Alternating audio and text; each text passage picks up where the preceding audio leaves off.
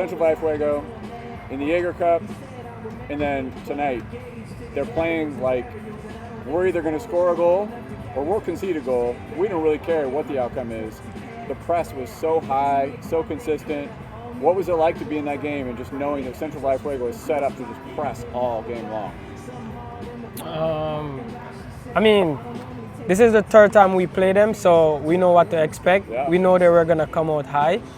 We know they also lost a few key players, so we plan for it, and I think it's something that we do in training, so we come out and we do what we're supposed to do. Andre, we talked about this after, I think it was the Northern Colorado game, the first time that Lee ever played with a back three.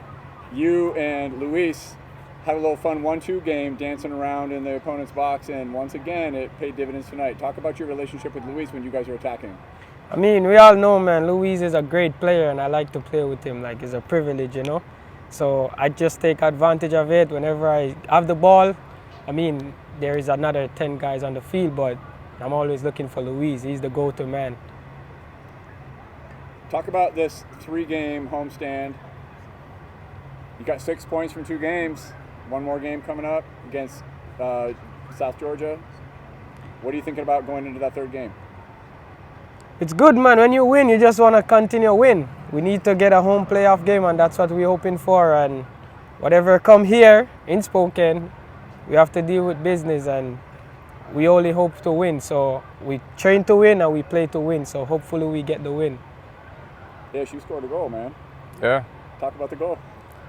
Yeah, I think it was off our goal kick, and I just gambled and pressed in behind because I felt like if it was a flick on, I could get a pressure on the center back, and the center back played it back to the keeper, and I just kept going, and yeah, he made a bad pass, and probably the easiest goal I've ever scored in my life. So, but I'll take it. Can you talk a little bit about your relationship with Roman and how you ended up at this club? Yeah, I've known Roman because he played at Minnesota United and I played at United as well. Not at the same time, but we always play pickup in the off season, and I would always beat him in games. You can ask him too. But yeah, we got a good relationship. He's a really good guy. Unfortunately, he was injured, and he was actually telling me about coming here before I came here, and convinced me a little bit. So yeah, unfortunately, he's not able to play. What a great player he is, but yeah, he's such a good guy to have on the team. Just more on your first goal there. What kind of, does anything go through your head there when you see the ball loose like that and you have an opportunity or does it kind of just go black and you're like, I've done this a bunch of times before? Are there any nerves racing through you there? Like, oh my gosh, I'm about to score my first goal here. Yeah, at first it was just like, oh, this is gonna be easy. Don't mess it up. Yeah, just put it in the goal and just kind of stay calm and put it in the goal. I played winger before, so in those moments I'm kind of used to being in front of goal a little bit at times. It seemed like they had a lot of Central Valley had some chances in the first half, especially when it was a little bit more of a frantic game. But what could you say about the defense, especially around the box? Kind of, did you feel like you did well enough to be able to, kind of close them out when they had those chances, or how would you kind of grade the defensive effort as a whole? Yeah, I think last game we probably had one of our best defensive performances, and this game too it was good, but yeah, there was times where we gave them too many chances, especially out wide on that right side, and we kind of adjusted in the second half, and that caused us to have a little bit more success just defensively. But yeah, I mean, overall, the most important thing is getting the win, and we did that. I guess for Andre as well, it seemed like when you're on that kind of goal-scoring spree that you had in that 20-minute stretch there, and there's a lot of like free-flowing offense, running in space, running off the counter. How fun is it to play in those moments when it's just maybe a 2-on-1, or you can put a highlight together, or it's just kind of open field in front of you? In the league, normally when it gets to like the last 20 minutes, the game normally open up, and I mean, for me, the position I play and for the player I always try to take advantage of it, and we have players that can create out of nothing, so I try my best to find myself in the box. So yeah, whenever it gets to the 70 minutes, it's who really wants it. That's the business end of it, and that's where the money is. So I'm trying to find myself in the box at all time. I guess just last thing for either of you guys, how are you able to, or how difficult is it maybe to keep the energy up? I know it's short rest, coming off of like a big game on Wednesday. is that any, how difficult is that, or how were you able to kind of keep the energy up coming into this one? For me, it's more a mindset thing. Yeah, you're tired, but as I say, you train, you prepare your body, and that's how you go about it. You eat right, you sleep right, and you try to give your best. We have guys on the bench that's ready to come and give their best as well. So whatever you have inside of you, you just go out there and do it. Yeah, going from the first half, a lot of counter-attacking offense, created. Then the second half, a lot more possession-based. Kind of, what is the difference in your mentality when going in between those two different styles of play between each half? Yeah, as far as like counter-attacking the first half, yeah, it was pretty open. And yeah, in those moments, offensively, you're just trying to capitalize on your chances, and which we did for the most part. And defensively, you're just trying to limit and kind of stall and delay their counterattacks until we can get more numbers back. And for the most part, we did that well. We gave them a few chances, but they only put up one goal. And yeah, it's kind of in the second half too, is when you're sitting back and defending more, you kind of just have to stay focused and make sure the defensive lines are tight, and making sure that everyone's kind of focused on their roles defensively, and making sure that we're especially man marking in the box. Yeah, Nish, last one for me. You came in, mid-season addition. Now you're a valuable asset to the team. What has this integration process into the team been like, and kind of how has Lee kind of helped you become into a valuable asset in this team? Lee's been great. He just kind of told me as soon as I came, like, hey, like, get your feet under you. We're gonna get your fitness up, because it's a demanding position playing out wide. And yeah, I just had to just get my feet under me, get a good amount of minutes in, and then over the past 3 games, I felt a lot more fit, and now can start to contribute and show my best level. Pretty reminiscent of Wednesday night. 26 shots, 16 corners, yet came away with a win. Tell me about this version of this team that's outperforming XG, that's sitting back and countering. It's just the nature of the league, to be honest with you.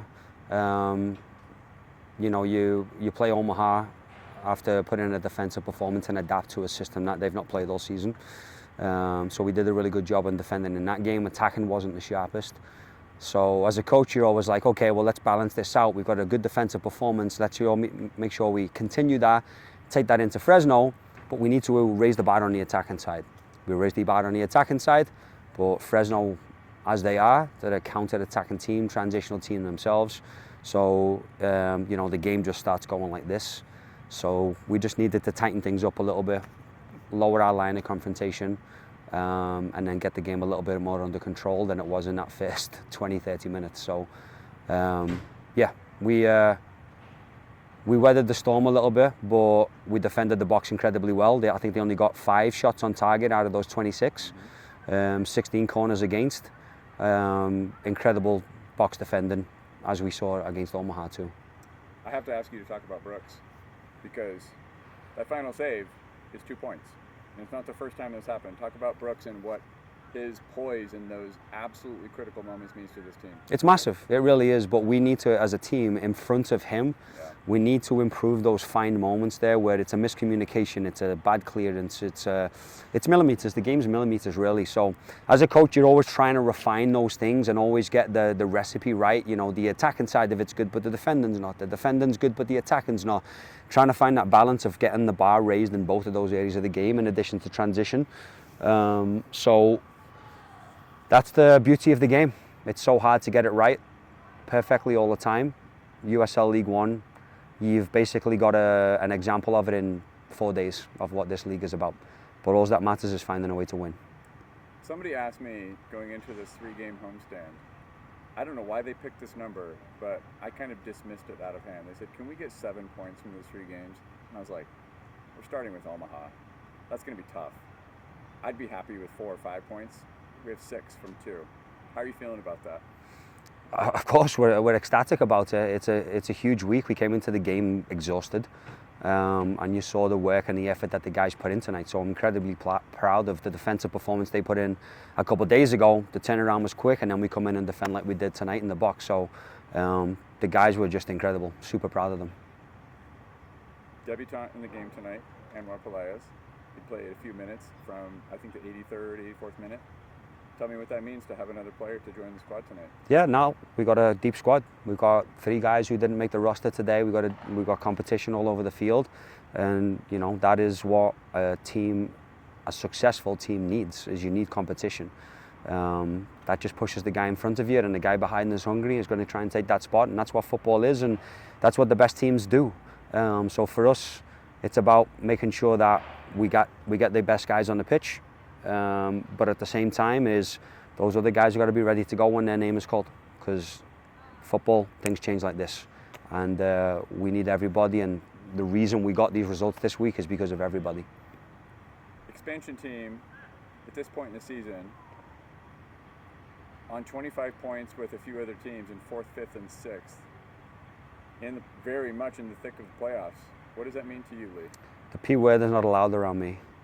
But it's cool. It is. We take it game by game. We don't want to focus too far ahead. We got 7 left. Yeah. I think out of those 7, we've got 4 at home. Could be off on that. But at the end of the day, we've just got to stay focused on the next job, and that next job is Tormenta next week. So we've got to use a couple of days rest right now, get refreshed physically, mentally, and then come back and be ready to go next week. Talked about it a little bit, but just how pleased were you with your team's ability to kind of capitalize on its chances on the counterattack? And it seemed like you had, kind of the offense was free-flowing when you were on the counterattack. Yeah, we just faced 2 very, very aggressive man-for-man teams. So when they play that way, it creates a lot of opportunity for the counterattack. So it's not necessarily something that we have, worked a ton on, but we've got the players to execute in those moments, and so that's the thing. So naturally, when you've got a team so man for man, so aggressive in their press, it's going to open up space behind. So that's why we saw the types of games we did this week for sure. Was there something that Central Valley maybe had changed as the game got a little bit closer later on, or was it a sense of changing and protecting the lead a little bit more, or how would you kind of define the last few minutes? Yeah, I think actually they were hurting us a lot in the first half too. They were getting into the half spaces really well, and we were not getting our midfield to shift enough to the right or left, so that was pulling out our right centre-back, left centre-back too far out into spaces where we didn't really want them. That was also pulling our wing back out, so it was creating little pockets of space behind those guys for the 9 to run into.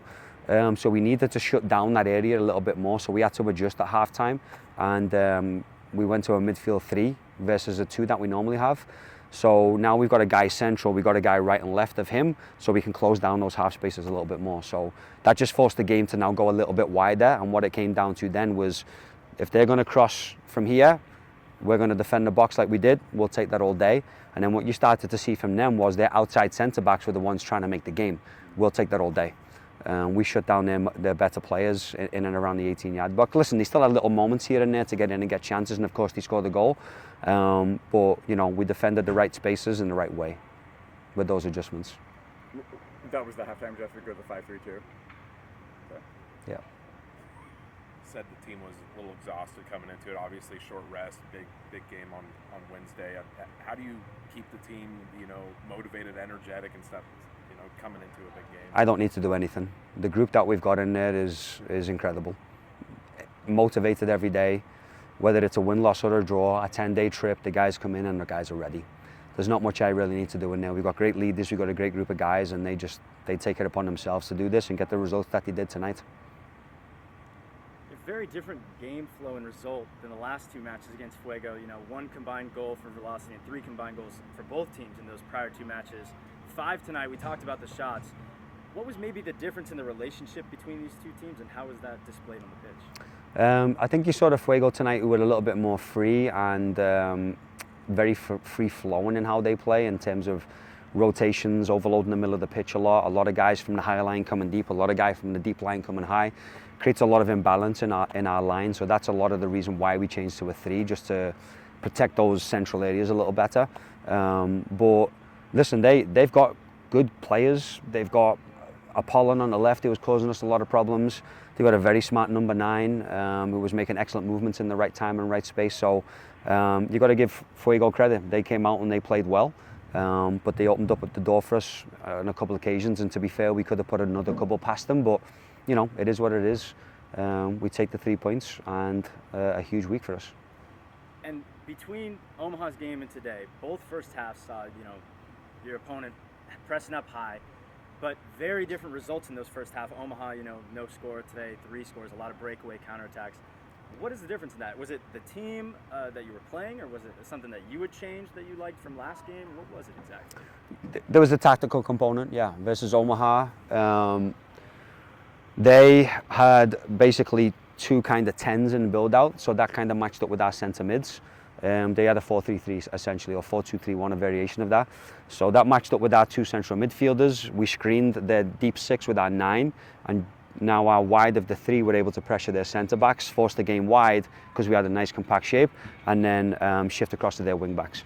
We didn't necessarily do a great job of cutting out their 6 in the first half, so we just had to make a slight adjustment in terms of the pressure. But that was a much lesser of a counter-attack game because we were definitely more compact in the right moments. Today we were jumping on to pressure in the right moments, but our lines became bigger instead of smaller when we started to press. So they were doing a really good job of finding our half spaces, playing long balls, pulling our centre mids out, and then getting the second balls behind our centre mids. So yeah, we had to adjust to that. That's football, it's tactics, and you got to do whatever you got to do to win, you know.